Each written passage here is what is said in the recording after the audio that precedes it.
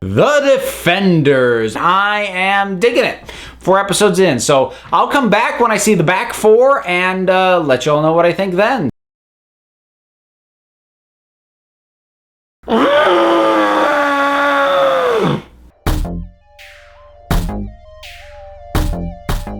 The Defenders, second half of the first season. Boy, that nosedived spectacularly. So that's your spoiler-free version. I'm talking about the second half of the season, and I'm going to get into details. So we're getting into spoilers pretty much right off the bat. I'm not going to break this down episode by episode. I'm going to jump around. I might mention an event and then peg it in the wrong episode because, honestly, these last 4 kind of blurred together for me a little bit. But basically, everything fell apart in episode 6. So, boy, where do we start here? You know what? Before I get into all my bitching, let me reiterate a few good things. So, the leads all together had good chemistry, played well off each other. Surprisingly, Danny Rand and Luke Cage played especially well off each other, which is good. So hopefully they'll build off that with their respective series because definitely Danny Rand on his own didn't work. He works much better playing off of Luke Cage. There were some more very good fight scenes. There were also some more very bad, poorly lit, excessively cut fight scenes as well. I didn't bother counting, but I wish I had kept a tally of every good fight scene and every bad fight scene because I am pretty sure it was a 50-50 split by the time the thing wrapped up. So again, overall, the team dynamic worked pretty well for the most part. They certainly played well enough off each other. I would like this to get another season. I would like to see these 4 brought together again to tell a better story than this. So let's get into this and start getting into the specifics of what does not work. Okay, let's get to the villains. Remember how much I liked Alexandra and how much weight Sigourney Weaver brought to the part and made her a compelling villain? Well, they just decided to jettison that out of nowhere. They did the exact same thing with Luke Cage by killing Cottonmouth in the middle of that season and then replacing him with another villain we'd heard referenced but hadn't met before and were suddenly expected to be invested in and was like, but we just spent the last 6 episodes getting hooked into this guy you just killed, and they did the exact same thing with her. I spent 6 episodes getting engaged by her, finding her intriguing, finding her dynamic within the hand interesting, finding her desperation knowing that she was dying interesting, and a good motivation for a villain, especially because the goals of the hand overall as an organization are still pretty weird and nebulous. I'm gonna come back to that. So I'm all hooked into her and then dead. What? It might have worked, except then they transitioned the villain to Elektra. Here's why that is a complete and utter failure.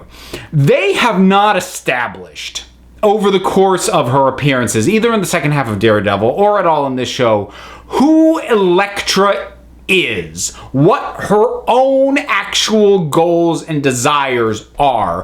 Pretty much the only thing we know about her is she has an attraction and a pull to Matt Murdock. That's really about it, because in her appearance in Daredevil Season 2, she is there on Stick's agenda. So we don't really know too much about her own specific desires and wants. We just know she's there, meeting out what he wants her to do. And now in this, her becoming the Black Sky, which is another stupid wasted thing that I'll come back to if I can remember to and as I get more ranty about this. But again, she's not there to pursue her own agenda. She is a henchman of somebody else. So she's not driven by her own motivations. Now, the moment that she chose to kill Alexandra, while I was immediately frustrated because I'm like, this could be a bad point because we're losing a good villain.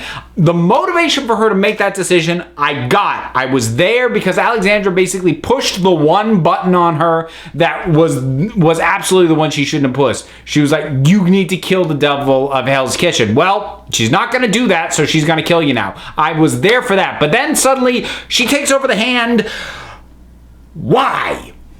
Why? I have no idea. I have no clue why Elektra is doing anything. I have no idea what she wants. I have no idea what's motivating her. I have no idea how much of this version of Elektra is actually Elektra, because it's like, is she still fighting with whatever programming or whatever she had from being the Black Sky? Is she now completely Elektra? Even if she's now completely Elektra, that doesn't help, because she was pretty ill-defined last season as well, like I said, because she was mostly there on another character's agenda. So you're suddenly going, and now this character's the villain. I'm like, but I don't understand her well enough. Honestly, I understood Alexandra way better than I understood Elektra, certainly in terms of motivation and why she was doing anything. So to have Alexandra drop dead and Elektra come in and take over the villain role absolutely does not work. And the entire Black Sky thing, like what is the Black Sky supposed to be? It is as vaguely defined it is even more vaguely defined than the Iron Fist is, because it's just like, so it's a weapon of the hand, but it's like she's not even that great a fighter. Okay, she kind of holds her own, but she gets her butt handed to her repeatedly by both individual and collective members of the Defenders. Yeah, fine, she's able to take out Stick and take some of them down, but that's like after some of them are drugged, and this, like, she never feels like any kind of ultimate weapon. So is there more to the Black Sky than just being a good fighter? We didn't get an explanation on that either. Like, what about the Black Sky made Alexandra pour the last of their resources, their ability to continue to live forever, into making her? I don't get it, because you don't explain to me what the friggin' thing is. The whole mystery surrounding the hand has really... it hasn't worked up to this point. The few answers we got aren't helping. So I said before, I now understood the structure of the hand. Sort of the 5 fingers of the hand, they work kind of independent unless Alexandra pulls them all together. That I got, and that still works in terms of explaining sort of a hierarchy in terms of the organization. But in terms of its goals, this is still very ill-defined, and the few things that I get, like, that doesn't answer anything. That doesn't explain anything. So, like, their motivations seem to be more or less twofold. They want to live forever, and they also want to get back to Kunlun. I don't know why they want to get back to Kunlun. It's never made clear what it is they would do once they were at Kunlun, which means that all their motivations, for as much collateral damage as they may be causing and as much damage as their criminal organizations tend to cause, their actual ultimate goal of getting back to Kunlun, I don't understand why that's a bad thing. I have nothing but the show's word that would be a very bad thing. Why? Why? I still don't understand the value of Kunlun, even to the good guys, much less what the bad guys would do if and when they got there. There's no indication that they're looking to take it over, destroy it. They're just like, we want to get back to Kunlun. Why? Just tell me something. Tell me anything. Why anything with this group? What?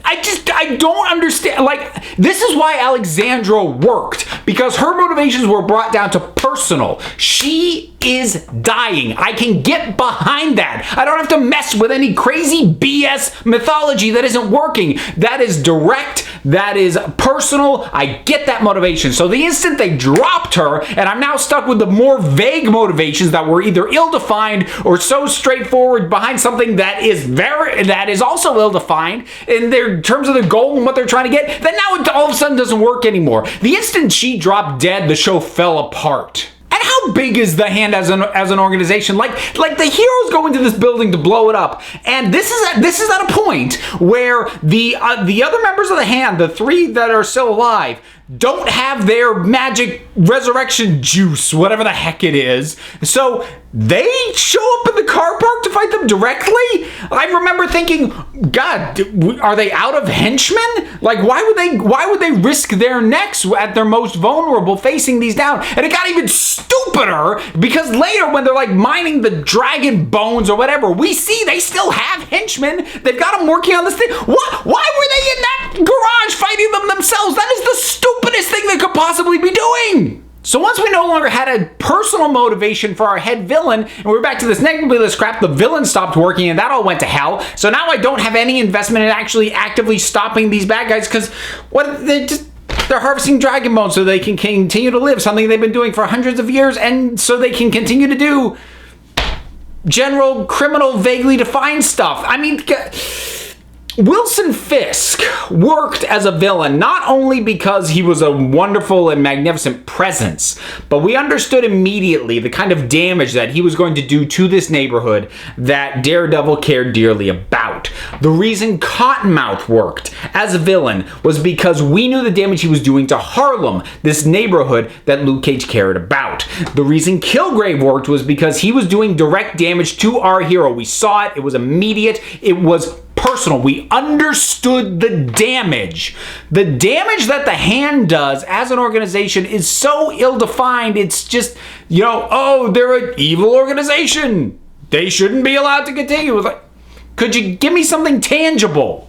Please. I really want this to be it for the Hand. I want them to close out the Hand as an organization, as a plot, as like no more. No more. It hasn't worked. And as they've gotten further into it, it has continued not to work. I don't think it's recoverable. Just drop it. Like I said, the heroes themselves are pretty good. Danny's still the worst, but he's certainly more tolerable here. Not owing in no small part to the fact that other characters regularly beat him up and call him a dumbass, which makes me smile. But they still hinge a lot of the plot on him, which I'm not particularly thrilled by. I feel like they really underutilize. Well, honestly, I think they underutilize both Jessica and Luke. I think Jessica most severely, which on the one hand seems weird because Jessica and Luke Cage, I think, were the most intriguing and developed characters. I mean, regardless of what I think about their series, as characters, they're the ones who I like being around the most, and they kind of get the short shrift in favor of Daredevil carrying all the emotional weight of Elektra coming back, and then Danny being so disproportionately plot relevant to everything. So I think what we're seeing is the downside to the Netflix model. In terms of these shows, and also in terms of trying to crank out as many of these shows back to back as they have been doing, because it's very easy and it's very common to pick on typical network television. The main networks, 20 to 24 episodes in a season. Like people say it's too many, you get filler, you stretch the budget and the cast too thin, that all valid. But there's one big advantage to that way of doing it, which is that they're still filming the show as the episodes start to air, which means they're able to gauge and adjust based off audience reaction. So if once the show starts airing, if audiences go, oh, we're not liking that character, we are liking that character, then as the season is still going on, they can beef up certain characters, make corrections to others, drop characters if need be, as the show is progressing.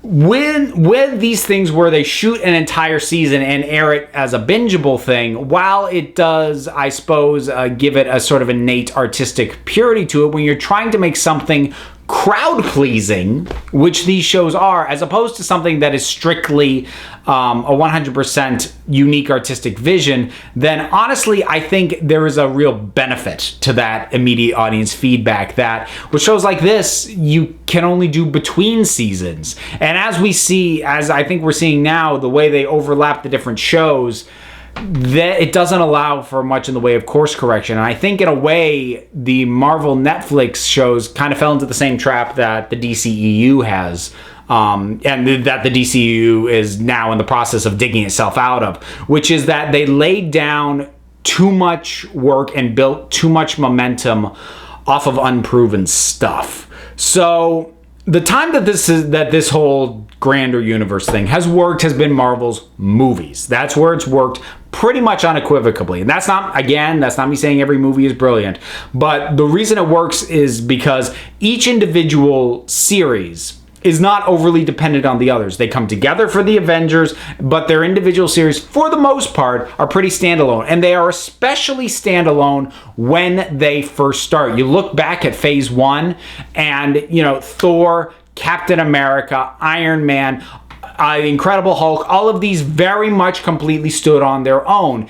And by the time they got to the Avengers, they were able to gauge what the reactions to all of those are and make adjustments, like recasting Hulk and reworking that character again. But if any one of those films or series starts to go off the rails, it doesn't knock the other ones out of alignment. They've integrated the Marvel Netflix shows much tighter together, much earlier in the process. So now the Marvel films have started to get a little bit more integrated, but it was only after every franchise was like really on solid footing. So here, what they did was with the most recent two especially, by the time Iron Fist aired, they already were shooting, if not had already finished shooting, The Defenders. So how bad the reception on Iron Fist was and how much people did not like Danny Rand couldn't be adjusted for in The Defenders. Because it was at the very least already written by then, if not already shot or in the middle of shooting. I didn't bother to recheck the schedules, but it had to be back to back, which was the same problem. I mean, it's a big part of why Justice League is going through major reshoots. Yes, I'm aware of the other stuff going on, but the first word of reshoots, long before Zack Snyder had to drop out of that movie, came on the back of the fact that it started shooting pretty much immediately after Batman v Superman was in theaters, which means they were working off a script that assumed audiences would love Batman v Superman.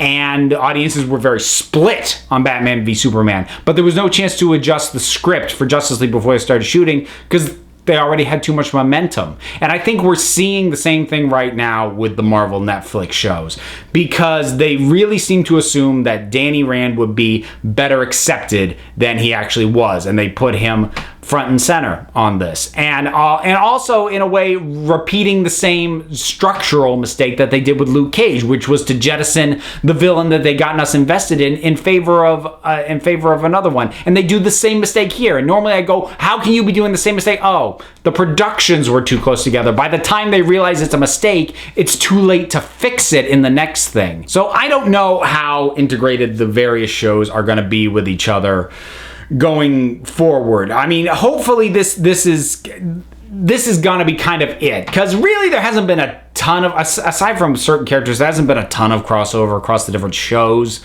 But in terms of like coming together for a blowout, equivalent of the Avengers, this falls well short of that. It's still better than Iron Fist, but I think that's the only thing it's better than. Much like Daredevil, much like Luke Cage, it starts out good and then has a weaker second end. I think the difference is that this falls much harder on its face than those other two did. Those other two had a dip in the second half of their seasons in both cases, but this thing just face planted in episode 6, and yeah, that was kind of it.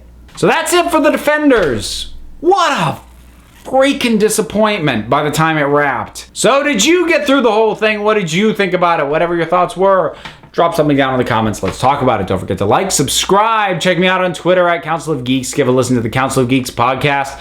Available on iTunes and Stitcher. I'm also one half of the Punch Like a Girl podcast. Also available on iTunes and Stitcher. And until next time, this council is adjourned.